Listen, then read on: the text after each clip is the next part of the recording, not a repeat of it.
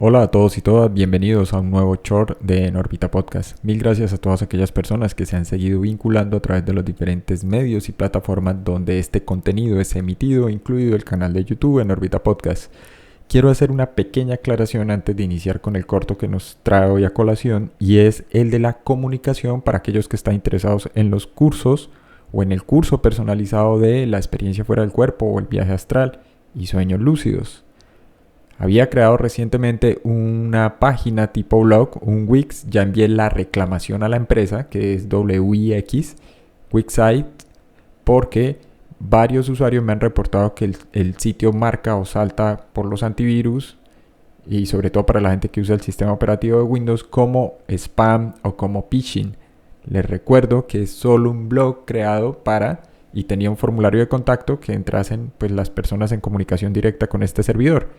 Mientras me resuelven la solicitud o la petición de aclaración en relación al fallo en la construcción del sitio o vulneración de seguridad, les voy a pedir entonces que sigan escribiendo de manera directa al correo en orbitapodcast1@gmail.com o también al correo academiadeproyeccionastral@gmail.com. Repito, en orbitapodcast1@gmail.com y academiadeproyeccionastral@gmail.com. Igual en la caja de descripción de YouTube y en la mayoría de plataformas están los dos correos. O también lo pueden hacer directamente al móvil con Telegram, más 57, que es el indicativo 317-467-2378. Repito, el móvil es indicativo 57 del país y el móvil es 317-467-2378.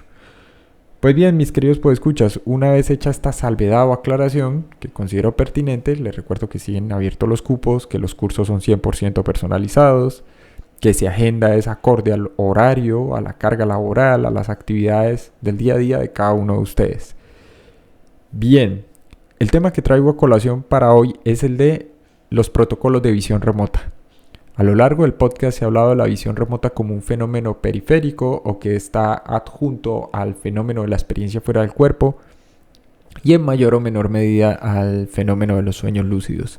Si bien es cierto que ya se ha hecho una fuerte y clara distinción en cuanto a estos dos últimos fenómenos, el de la OB o experiencia fuera del cuerpo y el de los sueños lúcidos, y hay una carga de prueba suficiente y un trabajo de varios autores que lo avala así, reciente, me refiero a métricas del 2020, 2021, 2022, 2023 y desde luego 2024, hoy quiero centrarme particularmente en el fenómeno de la visión remota, no solo por sus implicaciones y repercusiones, sino que por vía indirecta constituye una puerta de entrada a eso que hasta hace muy poco se conocía como fenómenos PSI o fenómenos PSI, y que eran parte u objeto de interés por parte de la parapsicología. Lo hablaba con algunas de las personas asistentes a los cursos y les decía: ¿qué es o qué ha sido la historia oficial de la parapsicología, sino un intento a nivel experimental en condiciones de laboratorio, bajo una metodología y bajo unos criterios de corte casi que estadístico, de validar o sistematizar toda esa fenomenología catalogada como paranormal? Pues bien, ¿qué es lo que ocurre entonces con la visión remota y el por qué resulta tan atractiva e interesante? Dicho en términos generales, la visión remota es una técnica experiencial para estados alterados anómalos. Ojo, aquí ya no vamos a hablar ni siquiera de la conciencia, sino de estados alterados anómalos o de cognición anómala, como lo llamó en su momento el físico nuclear e investigador Edwin May, quien va a ser una figura importante aquí, al igual que la estadista Hotz y Marman, entre otros muchos investigadores que se vinculan. Esta vez vamos a presentar es lo que se ha hecho y en qué consiste propiamente la visión remota, más que en las historias de visores remotos como Ed Dames, Joe McMoneagle o el mismo Ingo Swann o Pat Price, de los cuales ya hemos hablado en diferentes podcasts, en diferentes emisiones. Pues bien, la visión remota es una técnica experiencial para estados alterados anómalos que permite someter dos tipos de condiciones anómalas, a un escrutinio empírico. La primera de estas sería la precognición, también llamada anticipación de estímulos impredecibles o anticipación anómala de información. Esto puede definirse como el proceso mediante el cual un individuo accede a información sobre el futuro, es decir, eventos que no han sucedido aún, sin utilizar canales sensoriales o relacionales reconocidos por la teoría científica actual, Y B, el segundo proceso de cognición anómala que se estudia es la retrocognición, también llamada recepción de información anómala, y se define como el proceso por el cual una persona accede a contenido referente al pasado, es decir, contenido que ya sucedió, sin utilizar los canales convencionales de la biología o la lógica según la teoría científica actual. En este orden de ideas, la expresión de fenómenos psi o PSI es un constructo hipotético que tiene la misma definición que se atribuye a las cogniciones anómalas. Sin embargo, el término cognición anómala es una etiqueta mucho más neutral, ya que el término PSI es utilizado a menudo por parte de los parapsicólogos. Todos estos conceptos, sin embargo, siguen siendo objeto de escrutinio por motivos metodológicos, por motivos estadísticos y conceptuales. Hay una revisión bastante interesante y reciente que se publicó en el número 6, volumen 13 de la revista Cerebro y Comportamiento. Esta revista, que es parte de la serie Forward de investigaciones, pues abarca un amplio espectro de temas, entre los que se puede señalar, por ejemplo, la neurología, la neurociencia, la psiquiatría y la psicología en general, la psicología experimental particularmente. ¿Qué ocurre? En 1995, bajo la administración del presidente Bill Clinton, mediante la orden ejecutiva número 417 del 95, titulada Información clasificada de seguridad nacional, se llevó a cabo justamente un proceso de desclasificación de diferentes programas de investigación, entre otros contenidos más, claro está. Todos estos habían sido financiados particularmente por la Agencia Central de Inteligencia, la CIA, y por la Agencia de Inteligencia de Defensa Nacional, la DIA. Estos programas encubiertos se habían desarrollado durante más de 20 años, inicialmente todos en el SRI o el Instituto de Investigaciones de Stanford, ahora conocido como SRI International, y también por la Corporación Internacional de Ciencias Aplicadas, cuyo acrónimo es SAIC. Los programas abordaron, entre otros fenómenos, el estudio de la visión remota, es decir, determinaron si ciertos individuos en condiciones de aislamiento perceptivo podían acceder a información sobre lugares, edificios, fotografías y personas a distancia, utilizando cognición anómala, o lo que en principio o al inicio de estas investigaciones se conocía como PSI putativo o PSI controlado o guiado, en lugar de los canales sensoriales convencionales. El objetivo específico era explorar si en efecto los fenómenos de visión remota tenían suficiente consistencia y estabilidad para su uso en el espionaje militar, si había una aplicación práctica. Parte de lo que explica la extensión en el tiempo de esta investigación, inicialmente 20 años, luego 5 años más cuando aparece Edwin May y renuncian los físicos de láser Harold Putok y Russell Tarp, que eso es otra historia, uno en el 85, el otro en el 86, bajo la dirección de Edwin May se consiguen nuevos fondos directamente en Washington, y allí es cuando se decide continuar con la investigación y se extiende 5 años más hasta el cierre oficial, entre comillas, y definitivo de lo que sería este programa, que es solo hacia el final, o hacia mediados más bien de los 90, que se conoce como Stargate o Proyecto Stargate. Pero era solo, digámoslo, uno de los nombres en código clave que se asignó por parte de inteligencia militar. Pues bien, debido a la Guerra Fría y a las tensiones político-militares que se produjeron particularmente entre Estados Unidos y la ex Unión Soviética, el Congreso estadounidense había clasificado estos programas en aras de la seguridad nacional. El hecho de que los experimentos de visión remota se ocultaran o se clasificaran socavó la transparencia en las prácticas de la investigación científica. En concreto, a otros laboratorios no se les dio acceso a la información y no pudieron en su momento evaluar los resultados con lo que ellos llamaban el debido rigor metodológico estadístico. Dicho en términos generales, esta es la historia oficial, lo que se conoció. ¿Qué ocurre entonces en un procedimiento y cuáles son los protocolos de visión remota? En la visión remota se le pide al participante que visualice la información a la que pretende acceder, sea esta del pasado o del futuro. Luego el participante debe hacer una representación mental y no solo verbal en cuanto al objetivo o los objetivos distantes a los que éste pretende acceder. El objetivo puede ser un lugar, una persona o un hecho específico y concreto en particular. Los objetivos de los experimentos de visión remota contienen significados específicos de interés para la seguridad nacional de los Estados Unidos. Por ejemplo, cuando se pide indagar acerca de la ubicación de una base militar secreta. Por ello fue necesario tratar de entender qué era lo que ocurría en relación con la recepción de información anómala, ya que era uno de los fenómenos muy poco estudiados, pero que tenía muestras estadísticas con resultados que parecieron ser significativos. Si bien es cierto que a lo largo, digamos, de los años, particularmente durante 1995, 1996, luego en 2018, se llevaron a cabo diferentes revisiones y conclusiones parciales tras la desclasificación por parte de la CIA y la DIA acerca de estas investigaciones en el SRI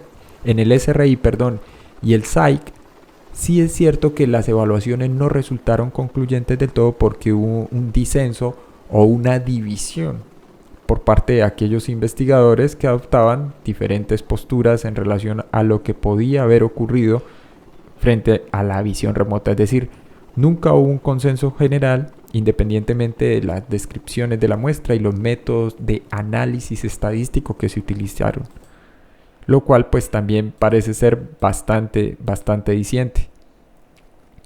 Ahora bien, ¿cómo se desarrolla de manera general un procedimiento de visión remota? Los protocolos de visión remota, o lo que se conoce o se conoció hasta el 95 como visión remota científica, porque hay otra que es la visión remota natural espontánea, tienen 5 fases distintas que continúan una tras de otra durante una sesión de SRB. SRB es el acrónimo para visión remota científica. En cada fase el visor es llevado a una asociación con el objetivo más cercana o diferente. Se realiza entonces haciendo dibujos y símbolos con un bolígrafo o esfero sobre hojas de papel en blanco que representan aspectos del objetivo como tal. Por eso se habla de 5 grandes fases dentro del proceso y son las siguientes. La fase 1 permite establecer el contacto inicial con el target u objetivo. También establece un dibujo de adquisición y exploración de la información que luego será desarrollado en fases posteriores. Esta es la única fase que usa directamente las coordenadas del objetivo. Una vez se ha establecido el contacto inicial, las coordenadas ya no son necesarias. La fase 1 inicialmente supone el trazado y decodificación de lo que llamamos un ideograma, para determinar una descripción de las características primitivas del objetivo, tales como color, textura, qué tipo de material es. En el caso del objetivo me refiero a sólido, líquido, gaseoso, de naturaleza plásmica, etc.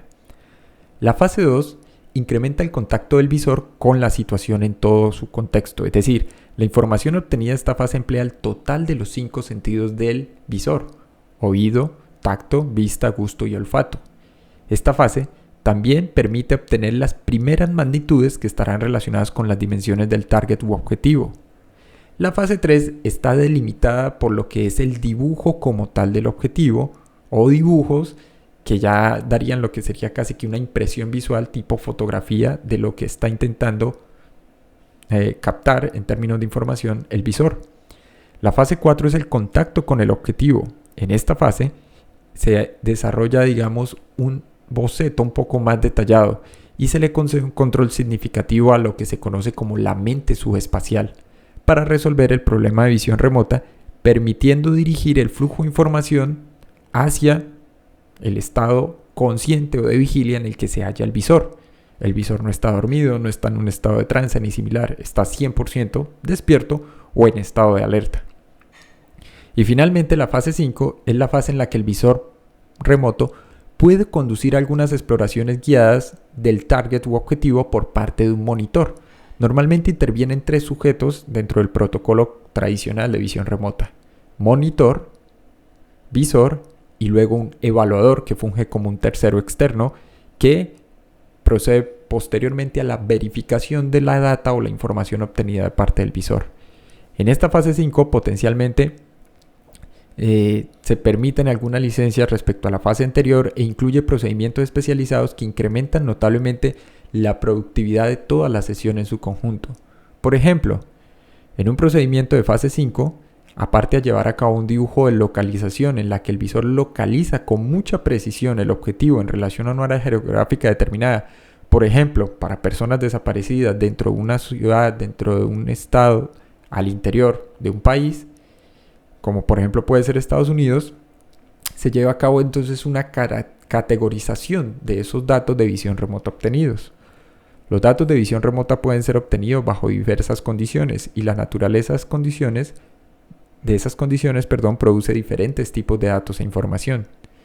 Usualmente hay 6 clases diferentes de datos y 3 características que distinguen estos tipos de información. La primera característica distintiva es la cantidad de información que el visor obtiene sobre el objetivo antes de iniciar la sesión como tal. La segunda es si sí trabaja o no con la persona llamada monitor. Y la tercera viene determinada por cómo es que se llega a elegir el target u objetivo. Pues bien, mis queridos podescuchas, este es grosso modo los protocolos empleados en visión remota. Quería hacer esto como una especie de contexto, abrebocas. Sí que es cierto que hoy en día, a propósito de instituciones como el Instituto Monroe, se ofrecen cursos que llaman pasantías de visión remota, donde, ojo, el valor, no lo estoy inventando, lo pueden checar, es $2,595. Se centran más que todo en recapitular la historia de lo que fue la visión remota, hablar de personajes como Joe McMoneagle, que está vinculado indirectamente al instituto, dado que su esposa participó como directora ejecutiva en un periodo de tiempo anterior, y el programa residencial, le llaman ellos, que tiene una duración de 5 días, 6 noches, tiene un valor de $2,595.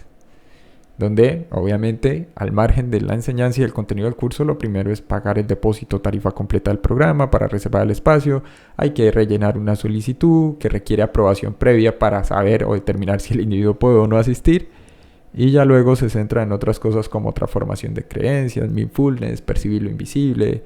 Les explican cómo fungir como visualizadores remotos, monitores o evaluadores, etcétera, etcétera.